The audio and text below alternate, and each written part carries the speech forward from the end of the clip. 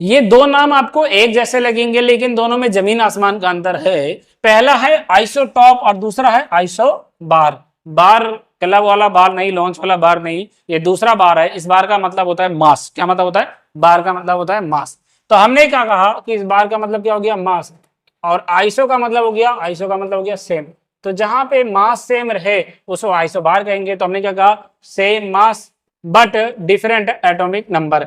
जो हमारा मास रहेगा, ठीक है, वो हमारा क्या रहेगा? सेम रहेगा बच्चों, लेकिन जो नंबर रहेगा एटॉमिक नंबर वो क्या रहेगा? डिफरेंट रहेगा। तो कुछ एलिमेंट्स ऐसे हैं जिनका मास सेम रहता है लेकिन एटॉमिक नंबर डिफरेंट रहता है, और कुछ ऐसे होते हैं जैसे आइसोटॉप मतलब सेम और ये हमारा एटॉमिक नंबर हो गया। तो जहां पे एटॉमिक नंबर सेम रहे लेकिन मास डिफरेंट रहे, तो हमने क्या कहा? देखो सेम एटॉमिक नंबर लेकिन मास नंबर डिफरेंट है। एग्जांपल के लिए क्लोरीन को देखो, क्लोरीन दो तरीके से पाया जाता है, एक जिसका नंबर होता है 35 और एक होता है जिसका नंबर होता है 37। तो ये दोनों क्लोरीन 35 वाला, क्लोरीन 37 वाला, दोनों एक दूसरे के आइसोटॉप्स हैं। क्या है बच्चों?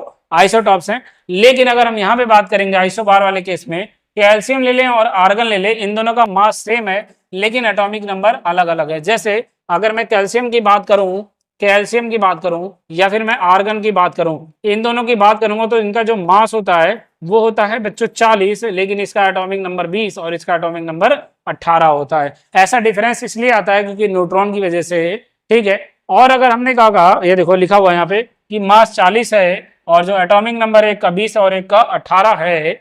और ऐसे ही इस वाले केस में बात करें आइसोटॉप में, तो uranium is isotope used as the fuel in nuclear reactor. Uranium का इस्तेमाल किया जाता है आइसोटॉप के रूप में न्यूक्लियर रिएक्टर में। Isotopes of cobalt is useful in the treatment of the cancer. Cancer का ट्रीटमेंट करने के लिए कोबाल्ट का आइसोटॉप इस्तेमाल किया जाता है। Isotope of iodine is used to treat in goitre. Goitre एक बीमारी होती है, आयोडीन की कमी से होती है, तो आयोडीन का आइसोटॉप इस्तेमाल किया जाता है इसके। तो हमने यहाँ पे क्लोरीन वाला देखा था, ये कम मात्रा में पाया जाता है, बहुत कम जगह, और ये बहुत ज्यादा जगह पाया जाता है। इसलिए इस क्लोरीन का जो एवरेज लिया जाता है वो 35.5 लिया जाता है। ये एवरेज निकालना भी हम एक दिन सीखेंगे, वीडियो में जाके देख सकते हो, और हमने वीडियो अपलोड कर भी रखी है इसकी कि कैसे निकालते हैं, कितना अवेंडेंस पाया जाता है कौन सा और कितना उसका परसेंटेज है, उससे मल्टीप्लाई करते हैं और निकाल लेते हैं। तो ये था हमारा एक बेसिक सा डिफरेंस कि आइसोटॉप्स और आइसोबार में क्या अंतर होता है।